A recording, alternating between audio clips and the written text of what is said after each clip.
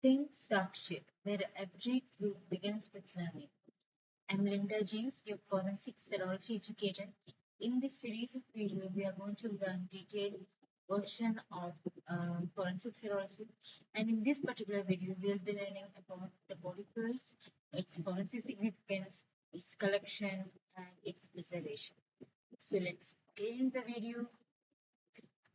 Different body fluids and the collection and preservation. So these are the contents of the video. The body fluids. Body fluids can be like blood, semen, saliva, sweat, urine, and many other body fluids also. And its forensic significance. Why are those body fluids important in forensic science? And how are these collected from a crime scene? And after collecting, how do we preserve it without it getting destroyed? How can it be used for testing and everything? These kind of things we are going to learn in this video. So first and foremost, body fluid is blood. The blood is composed of red blood cell, white blood cell, platelets, plasma, which are generally of water, protein, and enzymes. So, like blood is the most important biological fluid that is found in a crime scene because it actually has DNA in it. DNA actually is useful for person identification, as we know, and the blood also can indicate the blood type, like ABO. Like if we know the blood group of a person in a from a crime scene, and if we know a blood group of a suspect, if both of them are same, then the blood group from the crime scene and the blood group of a suspect are same, then it can be used as an inclusion tool, right? And if the blood groups of both the persons, like the person from the crime scene and the person uh, from the suspect list, are different, then the suspect can be excluded from that list. So it can be used as an inclusive and exclusive exclusion tool, right? Now, this blood also can help in reconstructing a crime scene. The blood actually spatters in different patterns. So the directionality, the force of impact, and everything actually play a great role in reconstructing a crime scene from blood evidence. So now there are few presentative tests. We will just study basic presentative tests and basic confirmatory test in this video. Every biological sample. There will be a detailed video about this presentative and confirmatory test very soon. So stay tuned. Now, the presentative test of this blood is Kazalmir. Actually, in this phenolphthalein is used, and phenolphthalein detects hemoglobin peroxidase 2D. So this is basic principle of Kazalmir test. Now, luminol is actually a chemical which actually eliminates the presence of blood. Okay, so now these are presumptive tests. Presumptive test actually doesn't confirm the presence of body fluid. Now, to confirm the presence of body fluid, blood, that means blood. For blood, we have confirmatory tests like crystal test, which are Takema and Jakeman test.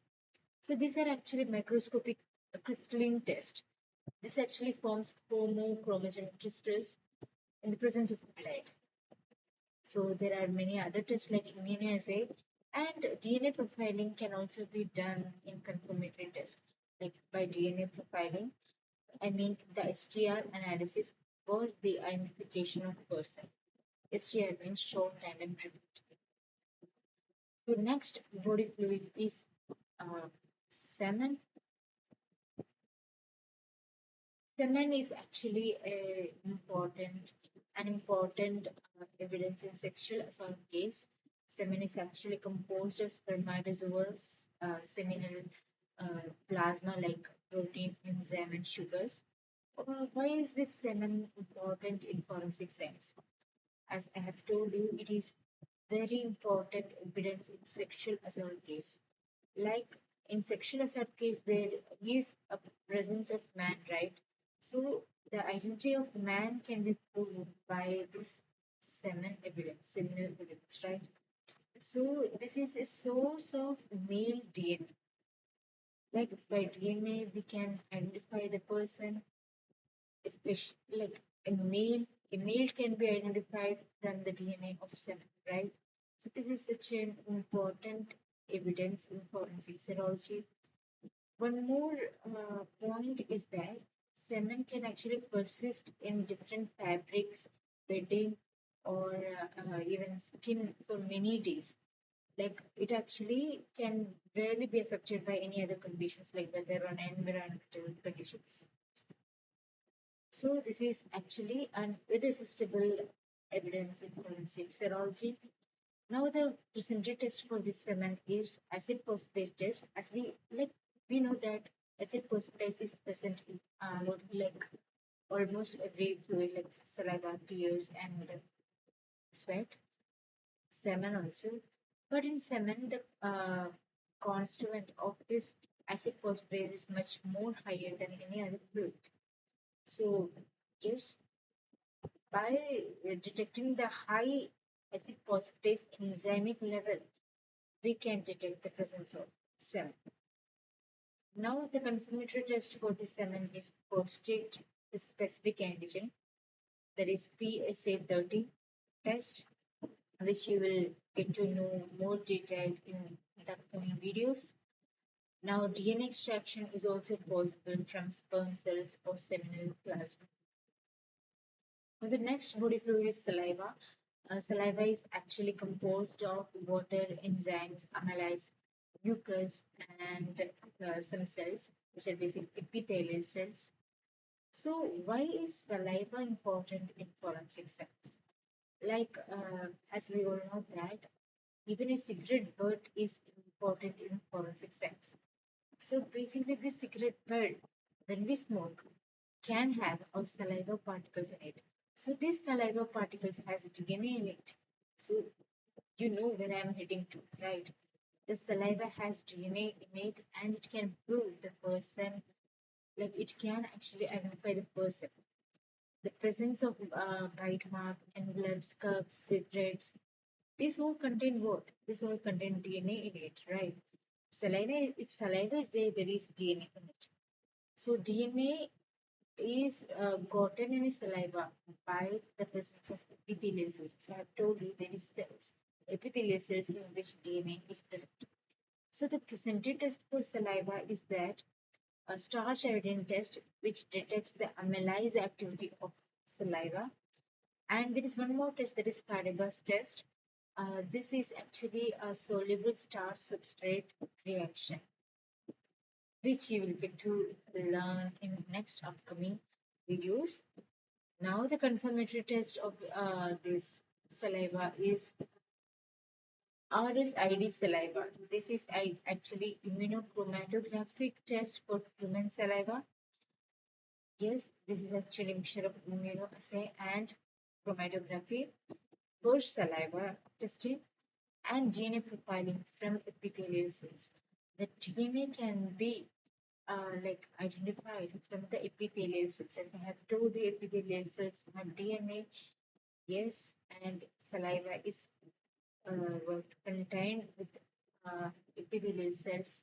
So DNA, by using that DNA which is present in epithelial cells, person identification is possible from saliva also.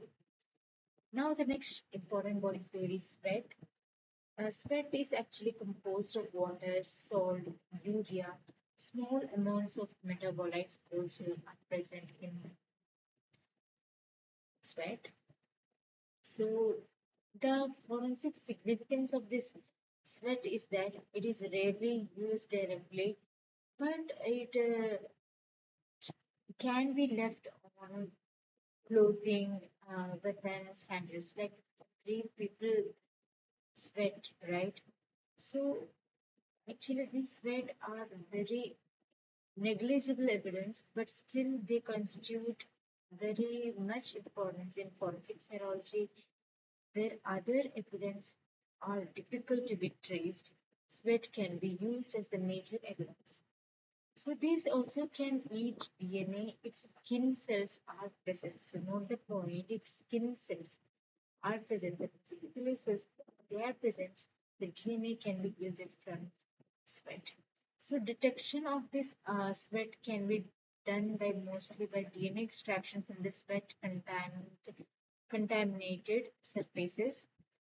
Mm, Actually, some studies also use sweat specific protein markers, like for detecting the sweats.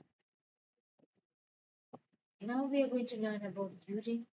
Uh, Urine actually is very less commonly used, but it can also appear in crimes involving harassment, like physical harassment, drug-related crimes or offenders marking territory, right? So urine is actually basically contained with water, urea, creatinine, and salts and other metabolites. So why is this urine even important in forensic science? What is the forensic significance of this urine? Urine is actually useful for detecting drugs. Like prolonged use of these drugs can actually affect the urine of that person also. Even not only drugs, the toxins in the body, the poisons in the body can also be detected from urine, right? This can also be used for DNA extraction. Urine contains like cells that are shed from our body. So actually, urine is a waste product, right? So urine actually contains many already shed cells. So these kind of cells constitute DNA particles in it, and that DNA can be used for person identification. The presumptive test for the urine is that urease test. Presence of urea can be detected by this. Urea is a component in urine that can be detected by urease test, and creatinine test confirms urine presence. Now, confirmatory test is that chemical analysis like pH, nitrogen compounds, and everything. As we all know that urine is slightly neutral to acidic in nature. So, by determining the accurate pH of urine, we can say that we can confirm that this is urine. Now, DNA profiling can also be done from epithelial cells in that is present in urine. Now, we are going to study about vaginal secretion. So, vaginal secretion is composed of mucus, epithelial cells, uh, proteins, and glycogen. So, like, where is it actually used? Where is it like vaginal fluid is actually useful? Vaginal secretion is actually useful. Like it is most important body fluid in sexual assault cases. So this can yield DNA from female epithelial cells. As we have studied, the semen can exhibit male DNA.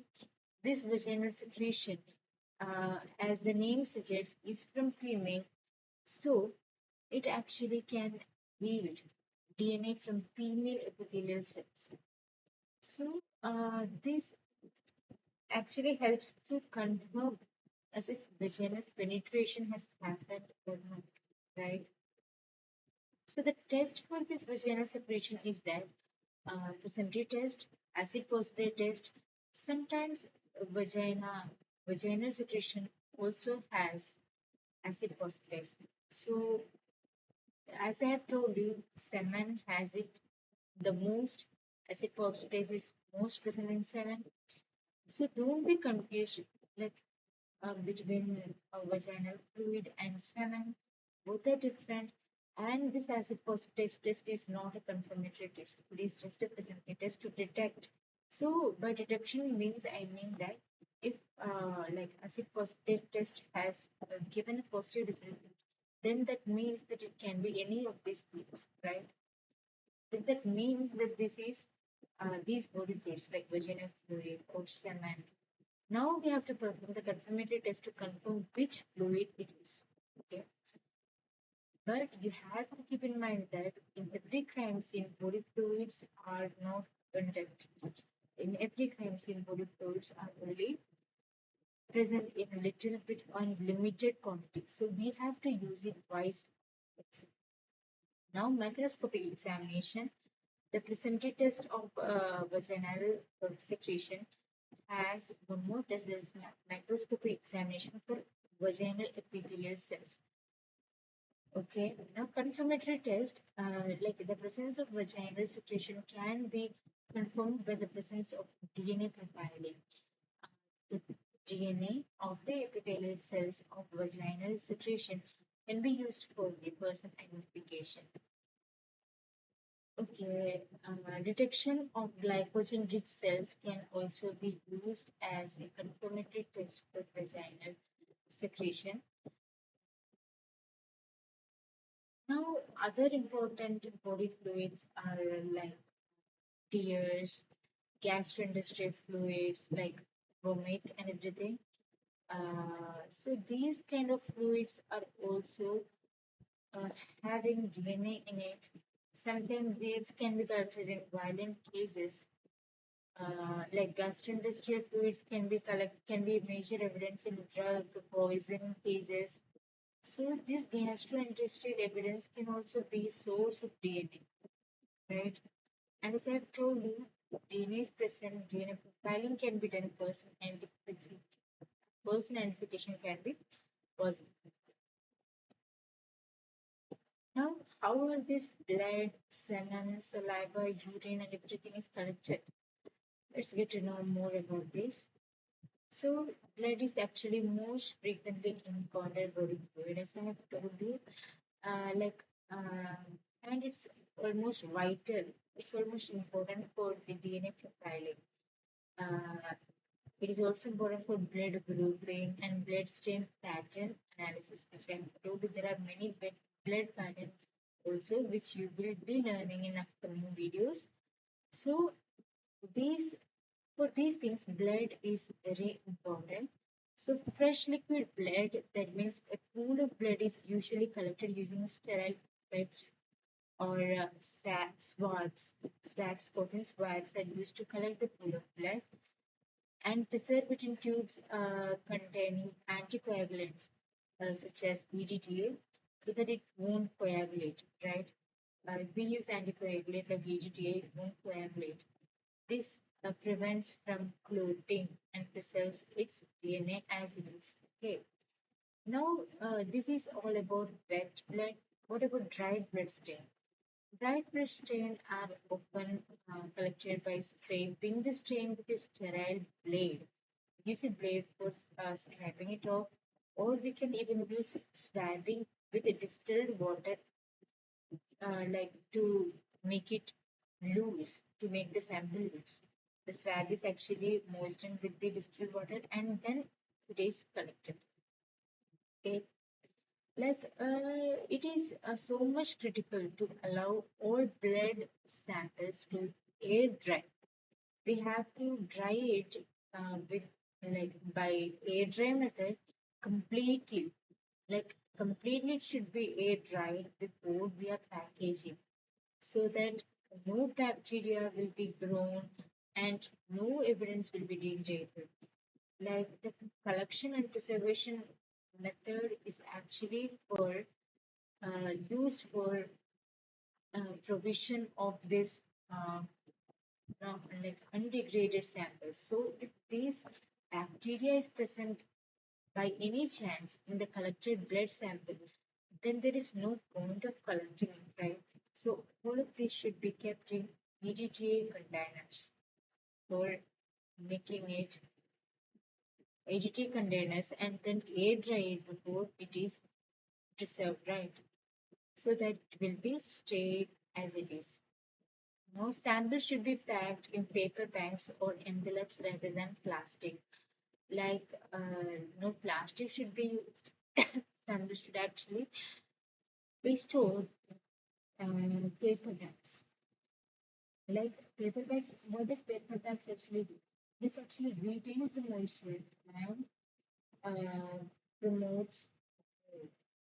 Why are these used? Why are paper bags and envelopes used?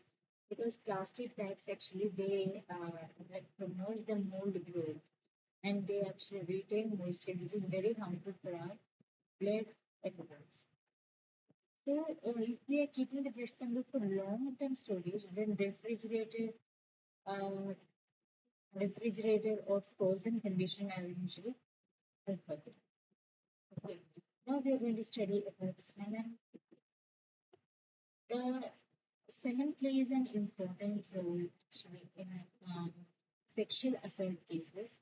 It is typically collected from victims' body using vaginal, anal, or oral swabs during the medical examination of the victim. And like semen, as I've told you, stick on with the clothing. So it can be collected by like from the clothing, bedding, or any other object where stains are present and visible. So, UV light means ultraviolet light, and any other alternative light source can be used to detect the presence of semen stains that are not visible to the naked eyes. Like semen has been known, it dries up very fast. So to detect this, we have to use this kind of light sources. So, like after this collection, semen samples must be thoroughly air dried like blood itself. And this actually prevents any microbial growth. Swabs and fabrics are then sealed in paper bags or envelopes and stored in cool, dry condition. Like this is also not stored in any plastic material because it actually contaminates the sample. So it is stored in paper envelopes and paper bags. And in this also, in semen also, I can see that refrigeration and freezing is ideal if the analysis is delayed by any chance. So next we are going to learn about saliva. Saliva is actually commonly recovered from the bite marks, the drinking glasses, cigarette butts, or skin surfaces, and so on. So the most effective method for collection of saliva is the double swab technique. Like first we have to moisten a sterile swab with distilled water. Like it is used to lift the stain from the surface. Then we will use a dry swab to maximize the recovery. So two types of swabs are used. First one is moistened swab, that is moistened distilled swab, distilled water, and second one is dry swab, which is not distilled, which is not moistened with distilled water. Okay, so these two swabs can be used for the complete recovery of saliva. Like other fluids, saliva samples also but should be air dried and packed in breathable containers because this saliva also can exhibit any bacterial property. Like it can also promote growth of bacteria. So these kind of samples should be kept in paper envelopes. Saliva also, as we have studied earlier, contains epithelial cells that actually provides a reliable source of DNA. So this makes the preservation of saliva very important. As we know that DNA, to get DNA from any sample is actually a limited case. So we get a saliva from a crime scene, then we have to protect it for the DNA. Okay. So and similar to the blood and semen, if the analysis is delayed by any chance, then it can be stored. It should be stored in refrigerator and any frozen condition to make it uncontaminated.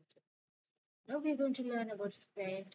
Although actually sweat itself contains very little DNA, it can be indirect source of evidence because it carries skin cells in it, like fresh DNA is present in it, like this type of DNA are like always this type of DNA remains in clothing like oil bedding or objects like pens, doorknobs, these kind of things. So sweat is collected using sterile protein swabs.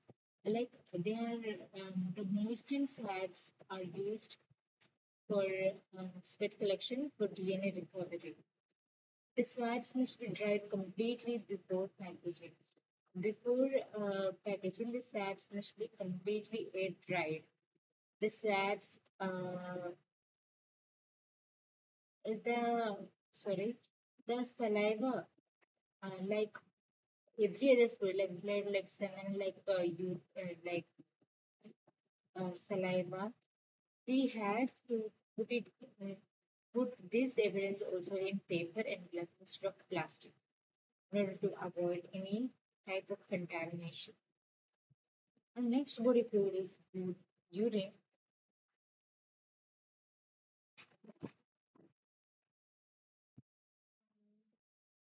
So urine may be present in cases of poisoning, drug abuse, or sexual assault cases. Like it can be collected directly from victim or suspect in sterile plastic or glass container, like or it can be indirectly collected by swabbing the dried strain on this. So since urine is prone to rapid bacterial growth, this urine is suggested to be put in refrigerated medium immediately after collection. So, uh, like frozen condition is very much necessary if it is if the analysis is delayed by even like a few minutes. So, urine is an important toxicological evidence of alcohol, drugs, poison, and occasionally, DNA can also be shed from epithelial cells. So, although DNA yields are very low in it, proper preservation is crucial to prevent any decomposition of urine. Now, vaginal secretion. Vaginal secretion are actually highly significant in sexual assault investigations. They actually are collected using sterile swabs during medical examination or from the clothing or bedding or any associated thing with the victim. These secretions may contain glycogen-rich epithelial cells. Like this can actually help distinguish from any other fluids. And they can also carry DNA useful for identifying the victim or the perpetrator. Like after collection, the swabs and fibers must be thoroughly air dried. Like every other fluid, it is very important to air dry before it is applied. Okay.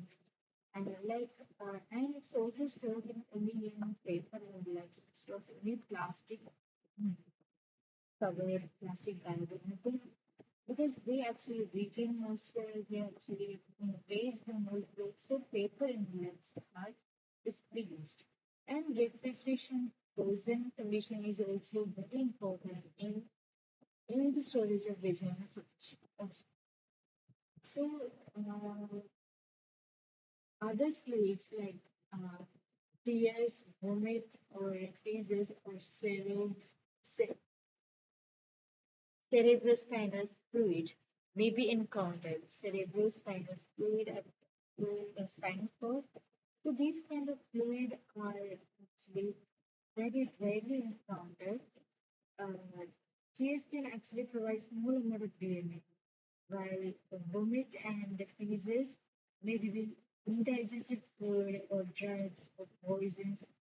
Like they are useful in time of death and toxicological analysis. Cerebrospinal fluid are like though rarely analyzed, they are very rarely analyzed. Like these can be collected during autopsies in cases of head trauma and also in neurological diseases.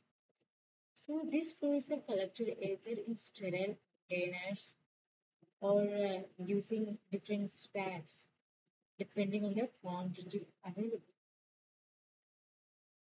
So, the general consideration of all these biological fluids is that across all types of body fluid, the principle of collection and preservation are similar, as we have seen that every biological fluid must be air dried before they are preserved in any container, in any paper envelope. And this preserved body fluid must be kept in refrigerated condition if the analysis are delayed furthermore, right? So we can see that all these four basic principle, which is same among all the biological fluids. So we have to avoid the contamination by wearing gloves and sterile equipment. Like we have to allow samples to air dry, which I have told you, and before packing, we must air dry them, and we have to only use the paper bags for preserving it. These plastics can actually enrage the growth of bacteria or mold. So each sample must be properly labeled with case details and a strict case of history, sorry, chain of history must be maintained actually to ensure admissibility in court. So most importantly, samples actually should be stored under refrigerator or any freezing conditions if there is any delay in forensic analysis. So yes, that's all for today.